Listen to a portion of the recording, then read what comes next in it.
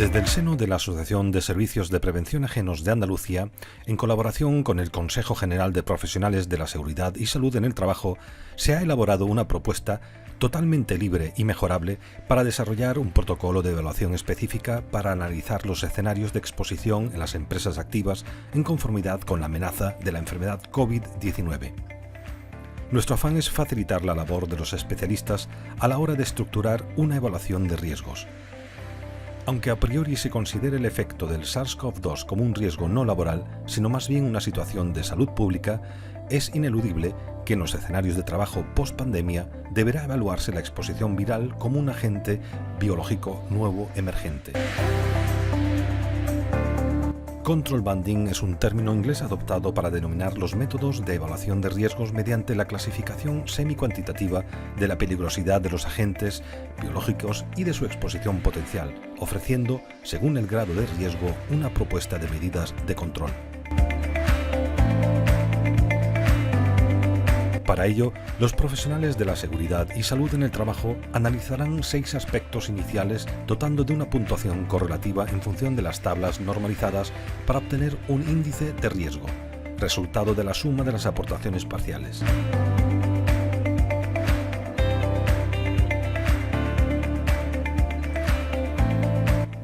El objetivo principal de este proyecto era lograr desarrollar un protocolo de evaluación semi-cuantitativo que facilitara la labor de los técnicos de prevención a la hora de esgrimir un juicio de valor sobre la situación de riesgos de un puesto determinado.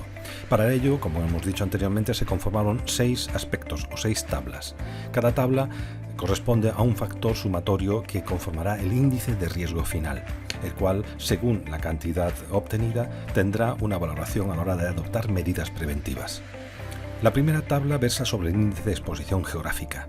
No es lo mismo la ubicación territorial de la propia empresa, porque hay sitios donde hay más o mayor riesgo de contagio. La segunda tabla versa sobre el escenario de riesgos, que es ni más ni menos que aplicar las tablas publicadas por el propio Ministerio, donde define qué es un puesto de exposición de riesgos, qué es un puesto de exposición de bajo riesgo o qué es un puesto de baja probabilidad de exposición. En el tercer punto analizamos los contactos estrechos o con casos positivos. Evidentemente las puntuaciones que varían entre 10 y 1000 en cada caso, castigan más en este caso concreto si en el propio seno de la plantilla de la empresa existiera un caso positivo o en el caso contrario la ausencia de casos de contagio. En la cuarta tabla tenemos los espacios de trabajo, donde analizamos si se respetan las distancias de separación, si hay contacto con el público, si hay situaciones intermedias o si se respetan las distancias mínimas de 2 metros entre trabajadores, teniendo incluso acciones como las propias mamparas de separación, valorando entre 10, 100 o 1000 en cada caso. En la quinta tabla vemos y analizamos la disposición de los equipos de protección individual dentro del puesto de trabajo evaluado. Si no se dispone de EPIs con escenarios de exposición de riesgo o exposición de bajo riesgo, se penaliza con 1000. Si se dispone de material quirúrgico, cumpliendo la propia normativa 14.386, se puntualiza con 100. Y si se dispone de EPIs con la normativa FFP2 o FFP3, se da la valoración mínima con 10. En este caso, también conformamos una obviedad, que es que en los escenarios de baja probabilidad también se puntuará con 10.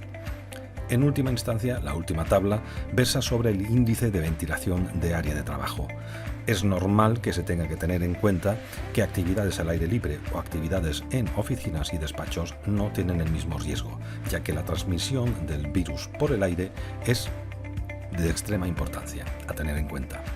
Para bajas tasas de ventilación ambiental o ausencia de mantenimiento y limpieza de conductos se castigará con una puntuación de 1000. Las tasas medias de ventilación serán valoradas con criterios objetivos subjetivos del propio técnico de prevención de riesgos laborales. Y en el caso de que la tasa de ventilación sea alta o haya trabajos al aire libre o que haya incluso unos sistemas complementarios de desinfección, se puntualiza con 10. A la vista general de las tablas, está claro que podemos ver que el sumatorio de los 6 factores dará el índice de riesgo final. Una vez obtenida la suma, que se hace de manera automática con aplicación sencilla en el formato CSV, que cualquier técnico tiene a disposición por el propio protocolo que hemos elaborado, con el ánimo de que sean mejorados y con la voluntad de que sea útil para los técnicos de prevención de riesgos laborales. Tenemos 3 escenarios. El escenario de situación de riesgo bajo, cuando la suma no alcance los 60 puntos. El escenario de situación de riesgo medio, cuando la suma está en los baremos entre 60 y 2.300, y los escenarios de situación de riesgo alto, cuando la suma de todos los índices es superior a 2.300. Evidentemente, la utilidad final del propio protocolo es hacer visible tanto al técnico de prevención para tomar las medidas de prevención como a los propios dirigentes de las empresas, que sean capaces de ver de una manera esquemática cuál es la situación de sus propios trabajadores y sus puestos de trabajo.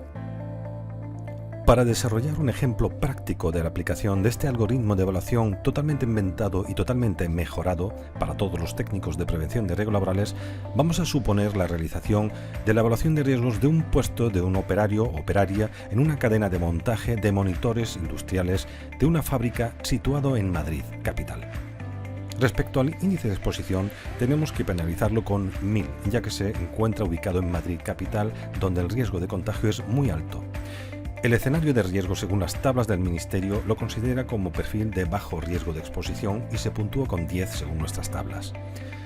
Respecto al contacto estrecho positivo, deberíamos recabar la posible información si ha habido casos positivos o sospechosos o alguien haya tenido un contacto estrecho. Ante la ignorancia de ese término, podemos evaluar con un número moderado de 100. Respecto al espacio de trabajo, podemos ver en las imágenes que no se respetan las distancias mínimas, con lo cual lo penalizaremos con un 1000. Respecto a la disposición de equipos de protección individual, aun a pesar de ser un riesgo de bajo riesgo de probabilidad, en este caso sí lo vamos a penalizar moderadamente con 100, ya que no tienen ningún operario mascarillas de protección ni ningún tipo de mascarilla higiénica. Y respecto al índice de ventilación, también vamos a presuponer que hemos hecho mediciones y no se cumplen las tasas mínimas de renovación de aire, con lo cual lo penalizaremos con 1000.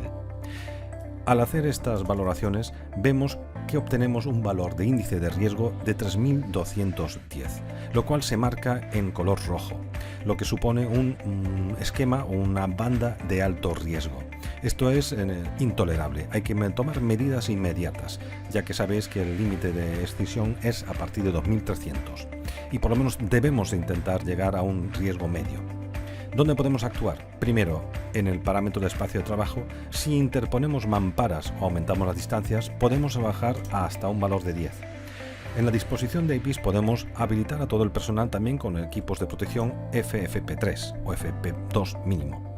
Y respecto al índice de ventilación, podemos también hacer una renovación o mejora de las tasas de renovación de aire, consiguiendo una disminución del valor a 10.